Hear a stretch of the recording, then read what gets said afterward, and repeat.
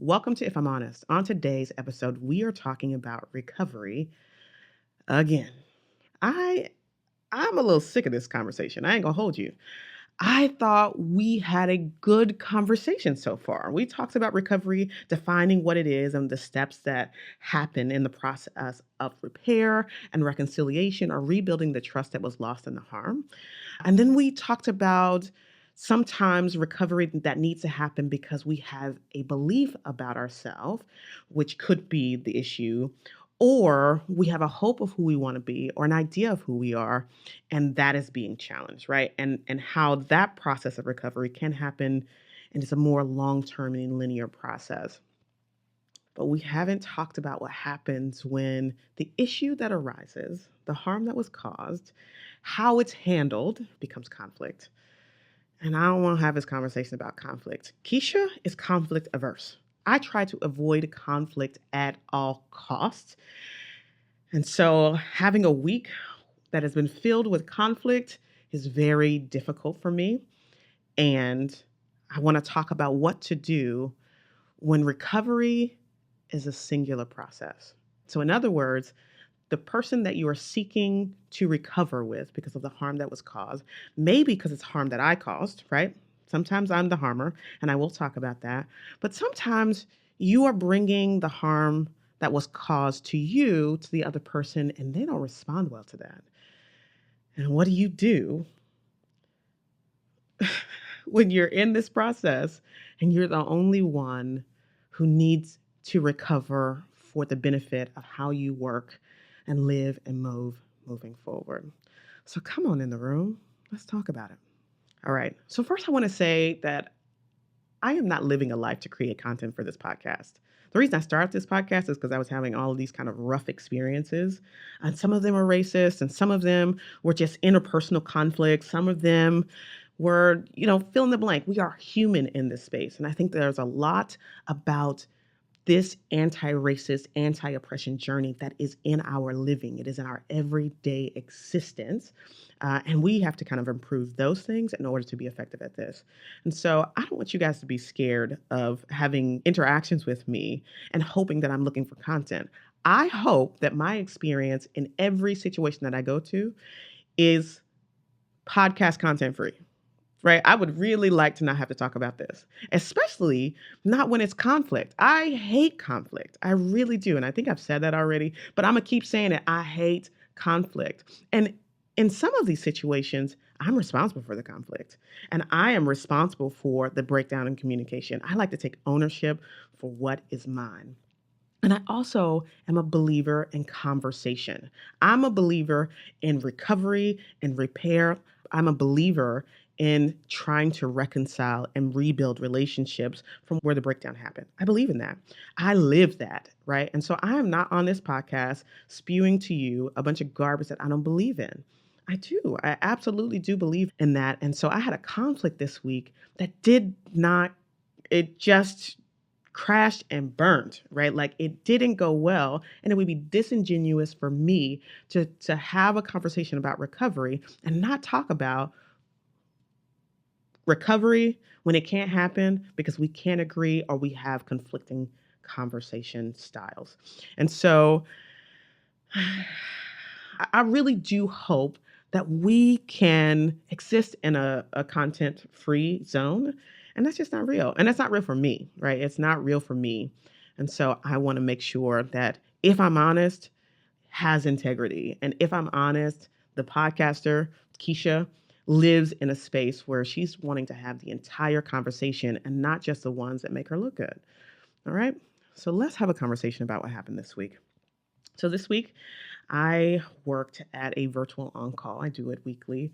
But as it stands right now, because it's the summer, I have essentially interpreted one meeting per week. That's maybe 45 minutes every other week, right? And so there are lots of details and context and content about this space that I don't have. My team has it because she's there more frequently, more often, has been there a lot longer.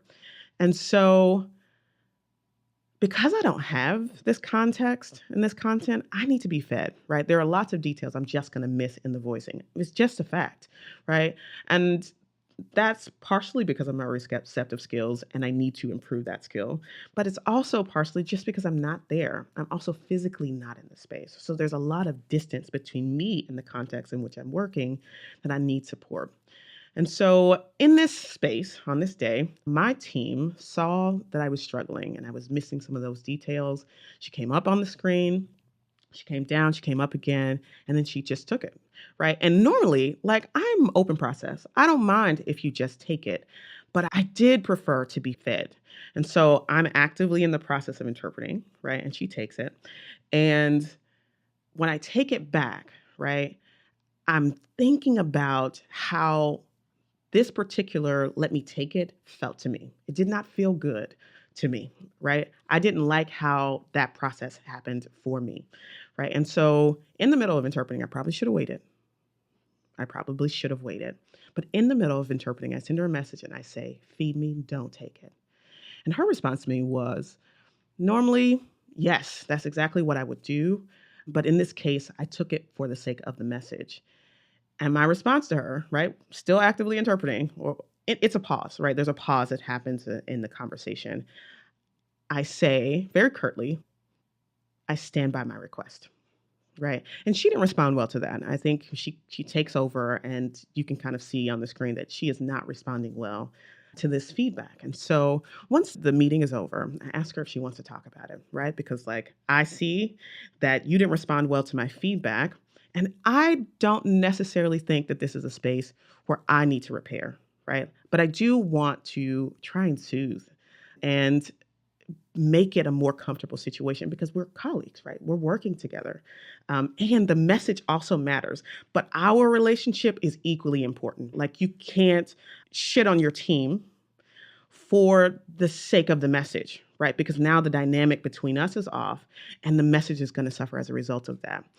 And I say shit on, right? Like, I say that, and it's a little hyperbolic, right? Like, let's be honest about that. But what is true is how this exchange happened did not feel good to me, right? And I gave some feedback hoping to correct them.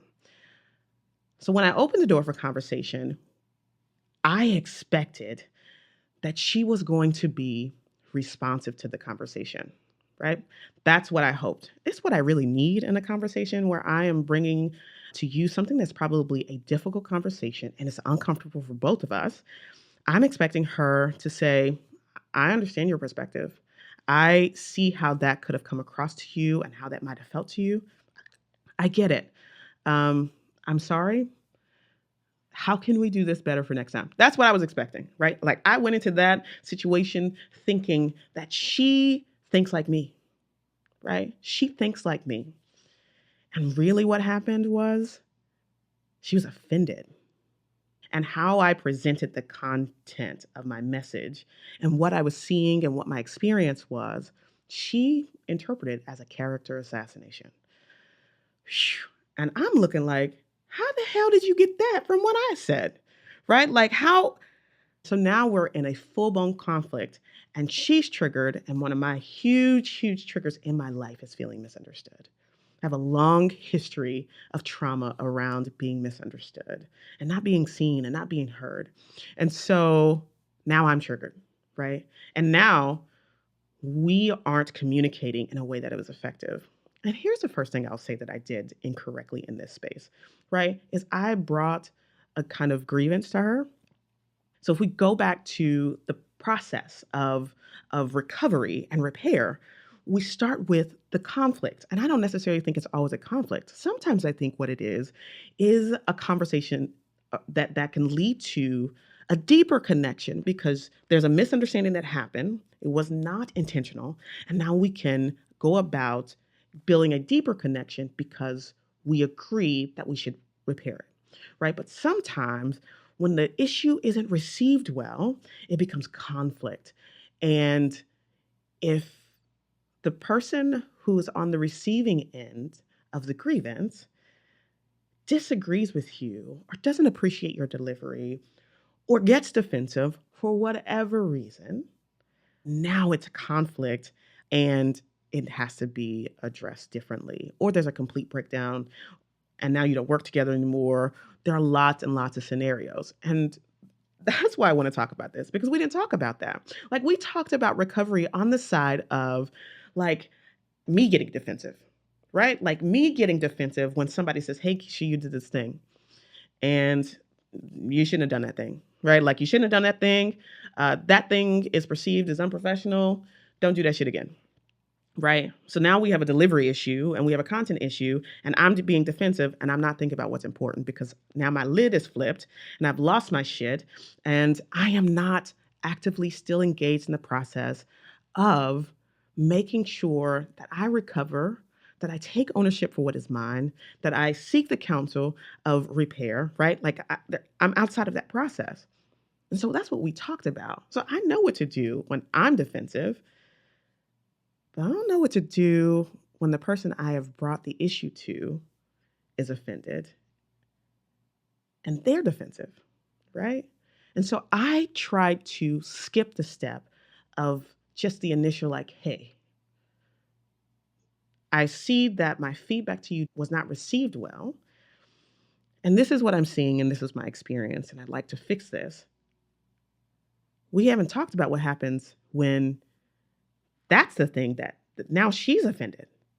Now she's defensive, right? And you can't skip that step and just hope to move through the other steps of recovery and repair and reconciliation. That's not a thing. And sometimes I think what's real is that people don't want to repair with you. People can't repair with you, right? And in this situation, it didn't go well. It did not go well. It did not go well. Like, it just exceedingly went poorly. And I ended the conversation with her and I felt bad, right? Like, I felt bad how it resolved. I felt bad that we didn't come to some resolution. I felt bad that we never could come to a place where we agreed and understood one another. I felt terrible. And I still have to answer the question of how to move forward because I didn't come off the job. I think initially I wanted to. I was just like, hell no, I'm not going to stay in this space because we can't see eye to eye. But the job was fine, right? It's now the communication process by which recovery needs to happen. All right, so we've talked about what happened. And initially, I wanted to wait until she and I had the conversation again. What I wanted to bring to you was a pretty present with a bow on it, right? Like, I wanted to be able to say, I had this really yucky conversation that happened this week where it led to conflict. I had some harm that was caused to me. I brought that harm to a colleague, right? And then we had a complete breakdown in communication and conversation. Like, our communicative styles were disagreeable to one another. And now we are fighting it out. And it just went really bad. But I had a different recovery conversation where, after I recognized and took ownership for the harm that I caused, she was able to do the same thing. And then we were able to reconcile, or at least begin that process. I wanted to present a pretty picture. That's what I wanted. And that's not real. That's not real. It doesn't always happen that way. And so I want to talk about now what I wish I would have done better. And while simultaneously acknowledging the skills I don't have yet. And the first thing I wish I would have done better is I wish I could have stopped this. I wish I could have said, "Hey, this conversation isn't going well. We aren't understanding one another. You aren't understanding what I'm saying to you, and that's leading me to have to defend myself. But maybe we just need to take a beat because it's so hot to the touch." I was emotionally dysregulated. I was fighting for my life. I was literally being chased by a lion. I was not able to do that. And so another thing I wish I would have done is had some regulating practices that I was good at in the moment, right? So I know that when you are triggered in this way and you do feel like you're being chased by a lion and your brain can't separate that this isn't a lion, this is a colleague, and you're having a disagreement, right? My brain isn't able to make that differentiation. It is like fight or flight or freeze or fawn. And my natural tendency in cases like this is to fight. And so I'm fighting for my life. And what I wish I could have done is been able to identify that I'm not being chased by a lion and I'm emotionally dysregulated. And I could have used some emotionally regulating practices that would have either stopped us and given me a moment to do that in the moment, or I could have stopped us long enough to do that personally and privately. I wish I had those skills. I don't have them. Right. And we talked about doing that last week when you get defensive. I'm typically not the one who's defensive. And so it was easier for me to talk about that when it was somebody else. But now I'm in the situation where I am actually defensive as a result to how I'm being responded to. And I think it's easier said than done to say, find some regulating practices, figure it out, do some somatic, some breathing, do something, right? It's easy for me, but I don't have that practice down. And I can imagine that you don't either, or many of you don't. And I want to talk about finding ways that we can figure out how to get back online. The next thing I want to say I wish I had done is just been able to use nonviolent communication practices. Now, I read a book last year, and I will read it again, called Nonviolent Communication. And in those practices, one of the things that you do is you listen without judgment, right? You're able to not take what is being said to you personally, and you're able to hear and ask questions about what she's saying and thinking. Um, and you're listening not to defend, not to advise, not to do anything else, but to hear what she's saying. Yeah, I don't have it yet, and so I will revisit some practices on how I can do that better for next time, right? And I think that's what recovery looks like in a singular process. I'm not sure if the follow-up conversation with her is going to go well. I don't know. I have no way of knowing that until I have it. And if I just set it up and expect that it's not going to go well, which I don't think is helpful. So I'm not going to do that, but just go with me for a minute. Let's just say I say it's not going to go well. I still need to recover. So the next time I experience a conflict like this, I can respond better, right? I can do that for me. I personally don't want to have conflicts with my colleagues. I don't want to get into an argument or just a debate that happened in such a really unfortunate and uncomfortable way. I don't want to do that in the way that happened before. I'd like to never do that shit again, right? And so it means that my recovery in this situation is to learn how to resolve conflict, right? Resolve conflict well, not just for her or the next her, which could be anybody, but for me. That conversation didn't feel good to me about me, right? And so these are things that I wish I had done better and will work towards doing for the next time.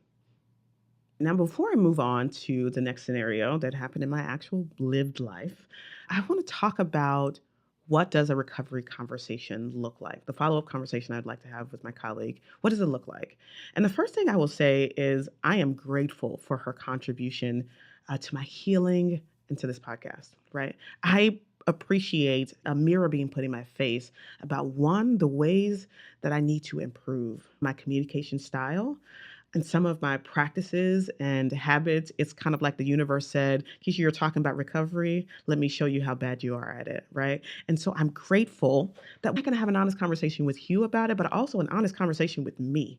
I am not interested in not addressing this. And so I'm really grateful to, unfortunately, the breakdown in conversation and communication so that now I can be intentional about repair and nonviolent communication practices, as well as how to regulate in a moment where I feel like I'm being chased by a lion. And just figuring out what that looks like for me, right? What somatic practices I might be able to use, what breathing exercises I could use. So, first, I'd start out by saying that, like, thank you so much for, unfortunately, coming along for the ride for my own healing and recovery. I'd really like to do this better. But the next thing I think I would say is I was really dysregulated. And as a result of that, I was defensive and not able to hear you either. Right. And I want to apologize for that. I want to apologize for how I contributed to the breakdown in communication. And I would like for us to start over. Let's try and have this conversation again so that we can continue to work effectively and figure out what that looks like together. And also be honest about the reality that it might not work. It might, she might not be agreeable to that. And also being okay with that too, right? Feeling like I really am trying to do my part to be cooperative in this process, but I also can do it without you. Like, we don't always get the participation of the person who's harmed us and that we have harmed for the healing. That's just a fact of the matter, right? If you do some racist shit and a black person or a brown person or whoever it is that the racist shit was done towards, if they say, I want to deal with you forever, that's their humanity and that's a prerogative and they get to be in that space. And we don't get to be offended because they don't want to be participants in your healing process. We got to learn to heal regardless. We got to learn to figure out how we can be better in their absence, right? And we're doing that because we want to be great people, but we also want to be better relational people, people who have relationships of different kinds in different ways, but also this is a business model. Like, I don't want to be in a situation where my business model looks like I can't recover and I can't figure out how to move forward regardless of the situation that happened. And so that's what I would do. That's my plan. That's my hope. And that's why I want to do it. Actually, right quick before we move on, I want to say this. I was thinking about this conversation that I had with my colleague, and I was kind of processing it through with one of my best friends. And she was talking about moments where she is disallowed to recover. And quite frankly, this is a situation where I may go to revisit the conversation, and my colleague completely be resistant and shut down to all of my attempts to try and recover cooperatively. But there are lots of reasons that people disallow you from recovering cooperatively, like they don't trust you. You've caused this harm. Now they don't trust you and they don't want to talk to you anymore. Or you have history and you have harmed them in such a way and they're heartbroken or whatever the case may be, and they don't want to talk to you. Right. And in those moments of being disallowed to recover cooperatively, it feels terrible. It feels so bad and you don't want that, right? Like, you really do want to recover. But what she said as she was processing through her own experiences made me ask myself the question, is my desire to recover cooperatively, is it self-serving? Is it performative? Am I just trying to control the narrative that my colleague thinks about me? And I do think it's time for another conversation around performativity.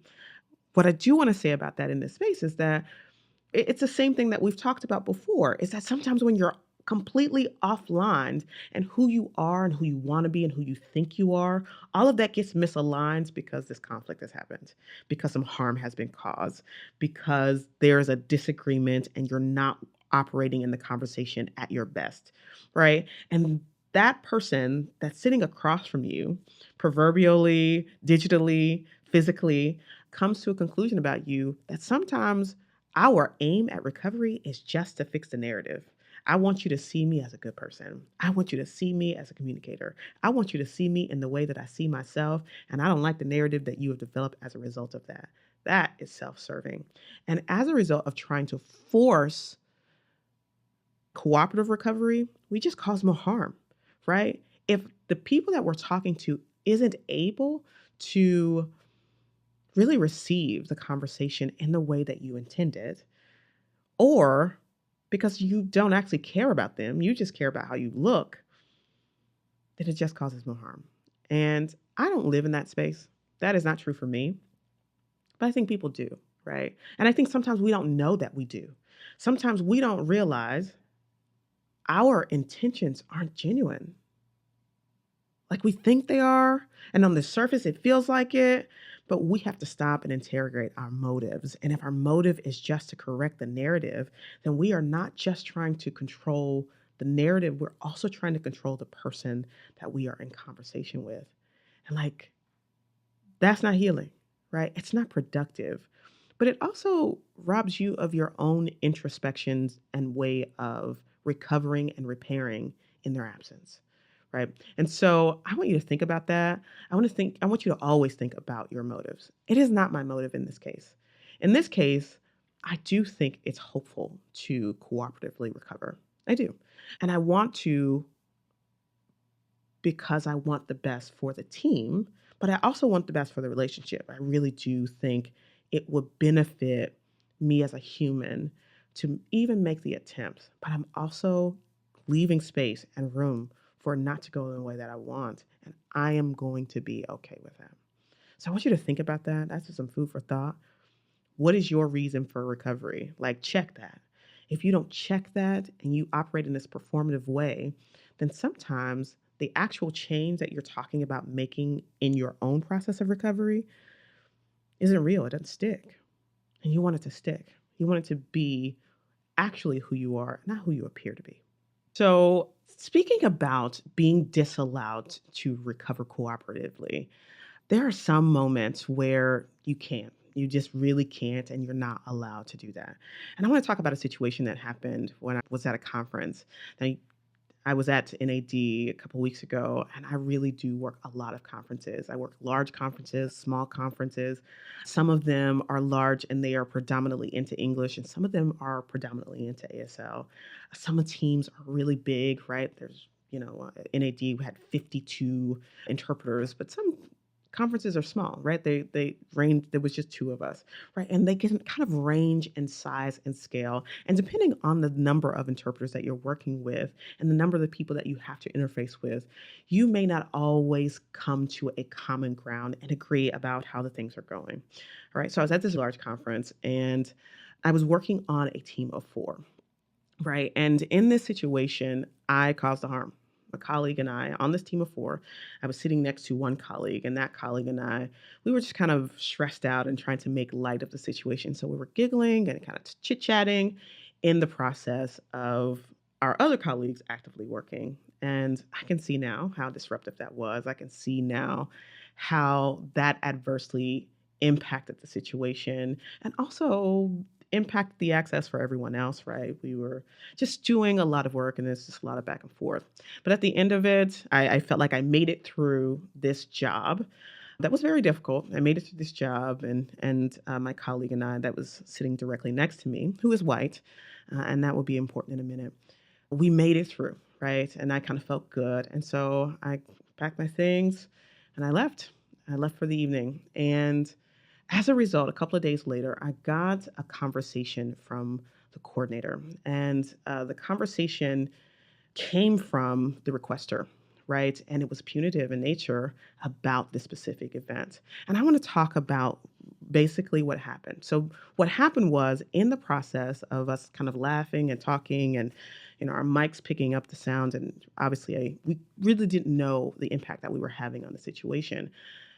My direct colleague who I was sitting next to, and we were kind of we were on two teams of two, she got a conversation from our other colleagues that said, hey, that was really unprofessional.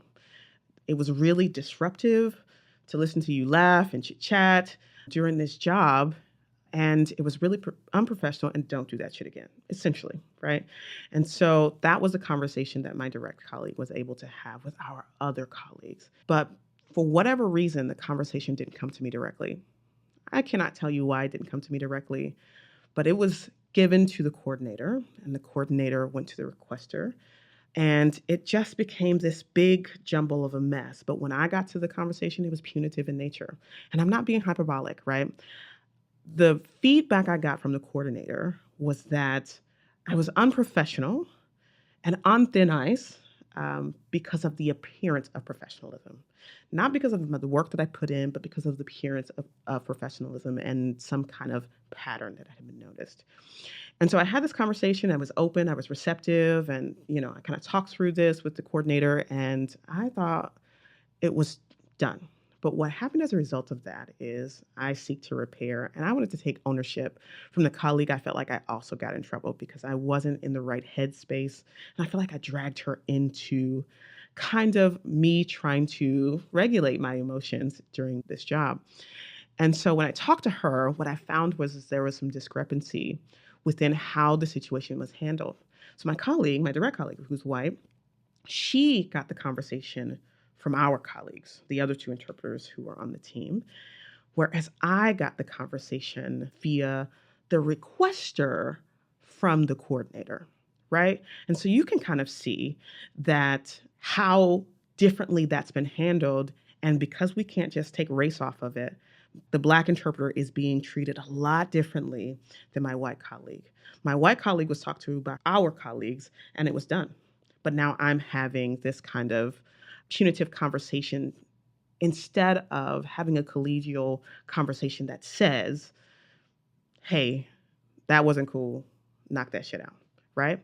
And I can't tell you why. And I don't think that that's important, but I do want to talk about how sometimes when you're disallowed to have a restorative and recovery conversation for whatever reason, maybe because people think you're unapproachable, maybe because there are interpersonal dynamics that are not being stated, maybe because fill in the blank. There could be a number of reasons why that hasn't happened. But now, not only does it not feel good to the person who caused the harm, because I can't repair, but there's also now other harms that's being caused because I can't make my white colleague Black now, or I can't make myself white, so that we are experiencing an equal um, conversation about harm that was caused. Right now, it's just much, much worse and it's being blown out of proportion.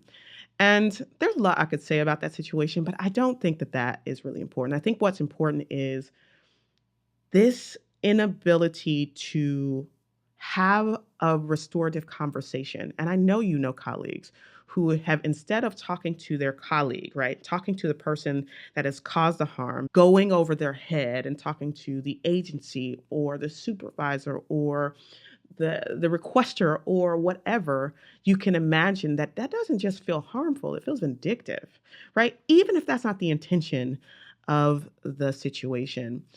And here's what I'll say is positive news that by the end of that conference, I was able to have a kind of recovery conversation, but a lot of harm happened between when the situation happened and getting to that place. And I just want to bring that up because that's a real thing. People who are conflict averse or don't trust how the conflict exchange can happen between you and them, or don't feel comfortable bringing that to you. When they go over your head, it is more damaging, not only to the person personally, but to their professional image, to who they are, to who they want to be, right? There's a lot of negative ramifications that can happen as a result of that. And so I want to caution you, right, from being the kind of conflict averse that doesn't face the conflict head on, right? And now, because I can't change the color of my skin, I can't just make myself white, I can't go back and make my colleagues have communicated with me or handled the situation in the same way as my counterpart was handled.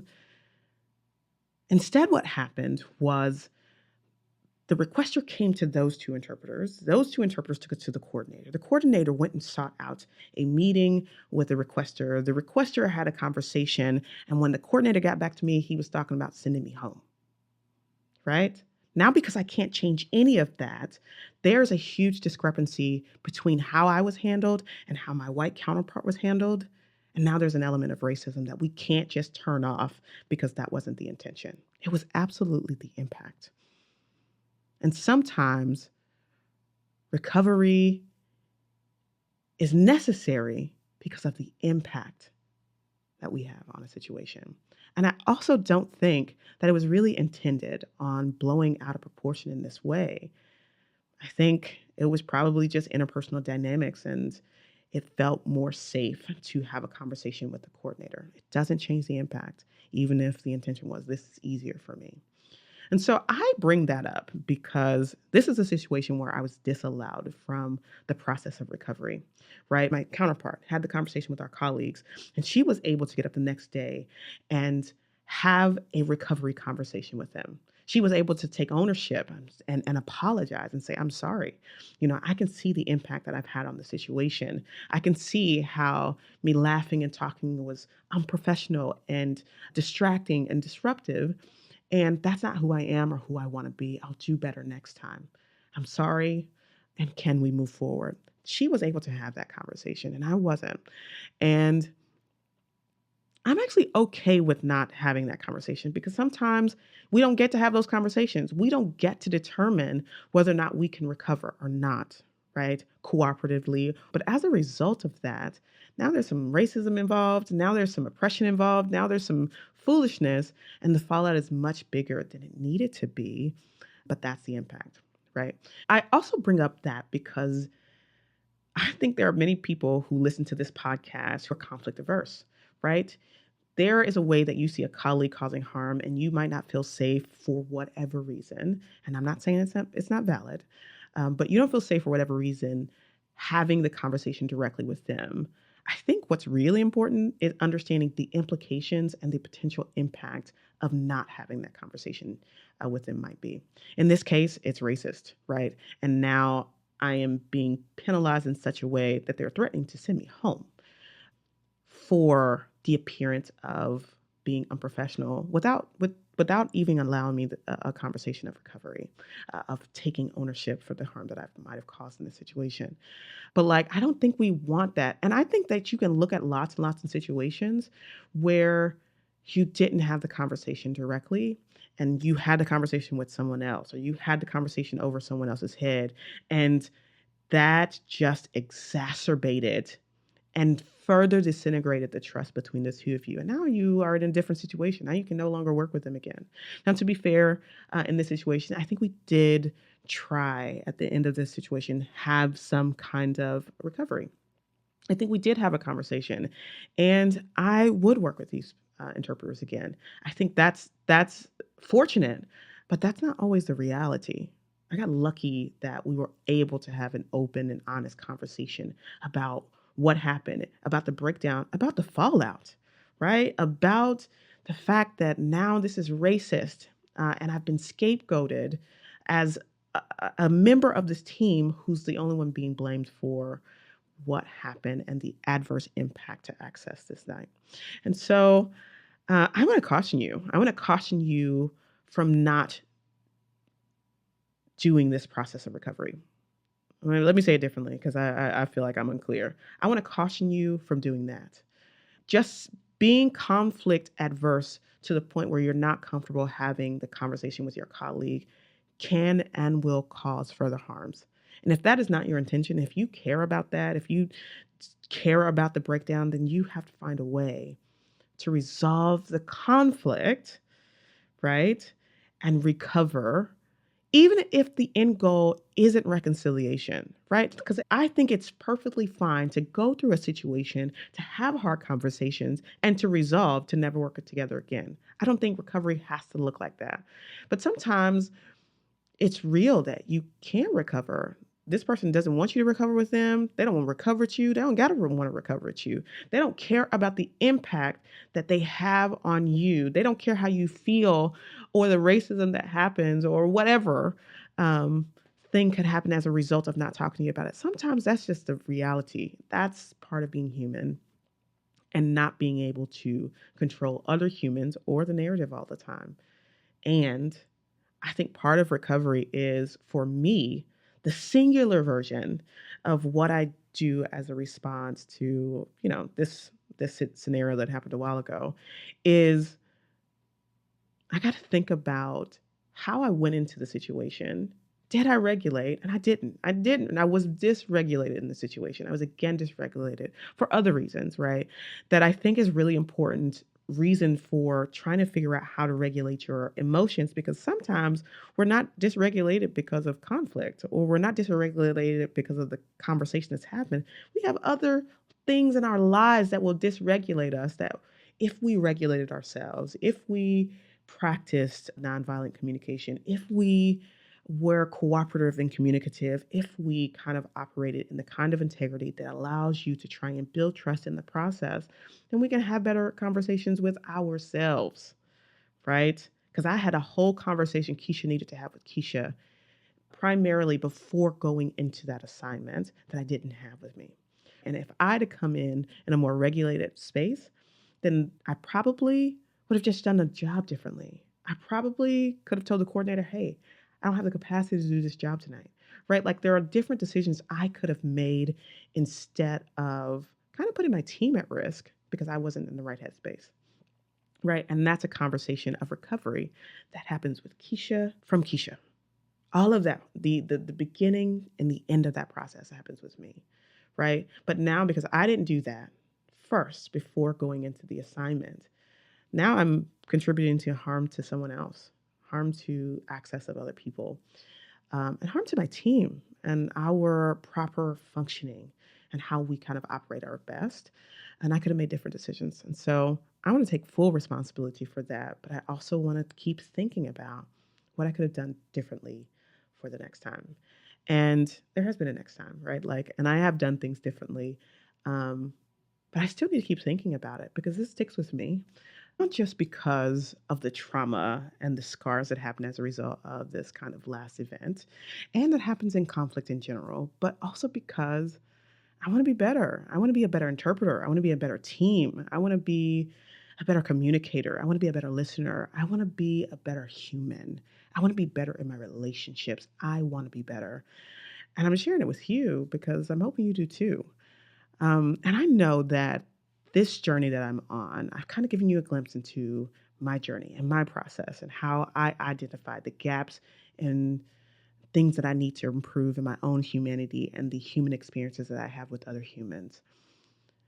And I know that you can do this process of understanding, identifying those gaps for yourself, not just in your interpersonal connections, but also in the work. I just want to say this.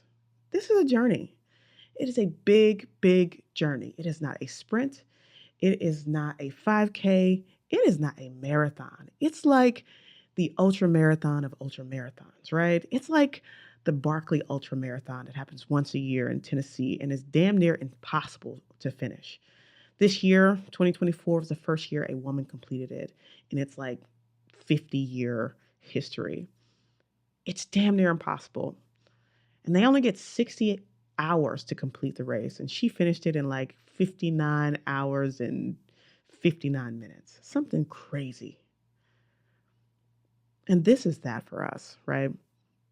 But our parameters for this ultra marathon of life is life, right? We have our lifetimes to complete it. And I hope um, that for the next job, for the next teaming environment, for the next everything, that I can do it better. And I will find appropriate resources. I'll read more books. I will introspect. I will seek out therapy. I will seek the counsel of my friends. I will keep doing the work so that I can be better for the next time um, and recover better. This has been If I'm Honest. Talk to you soon.